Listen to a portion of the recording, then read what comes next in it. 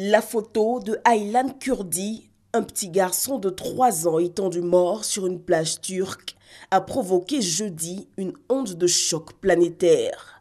L'enfant et ses parents avaient quitté dans la nuit de mardi à mercredi une ville côtière de Turquie à destination de l'île grecque de Kos.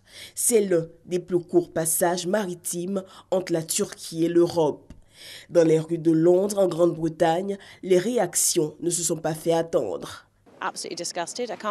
Dégoûté, totalement dégoûté. Je n'arrive pas à croire que nous n'avons rien fait à propos de ça jusqu'à présent.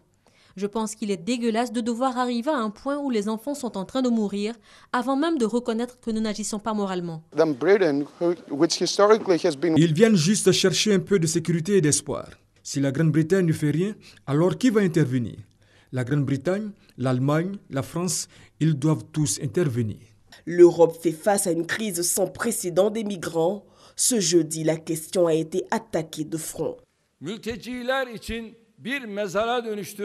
Les pays européens qui ont transformé la Méditerranée en un cimetière de migrants partagent la responsabilité de chaque réfugié mort. Lorsqu'en Méditerranée, un bateau qui transporte des réfugiés fait naufrage et que le corps d'un petit enfant de 3 ans échoue sur nos plages, est-ce que l'humanité entière ne devra pas rendre des comptes? Donald Tusk a appelé les États à redoubler leur effort de solidarité avec les pays en première ligne dans la crise migratoire. Cette période est un test important pour tous les membres de l'Union européenne. Donc, j'appelle les dirigeants de l'Union européenne à redoubler d'efforts en ce qui concerne la solidarité avec les États membres qui font face à une vague migratoire sans précédent. Accepter plus de réfugiés n'est pas la seule solution, mais ça reste un signe important de véritable solidarité. Une distribution équitable d'au moins 100 000 réfugiés par les pays de l'Union européenne est en fait ce dont on a besoin aujourd'hui. La Commission européenne devrait présenter la semaine prochaine une nouvelle proposition d'un mécanisme plus permanent que la procédure d'urgence.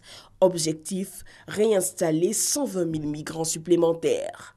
Les travaux sur ces propositions sont accélérés afin que les discussions sur les dispositions concrètes lors de la réunion des ministres européens le 14 septembre prochain puissent se tenir.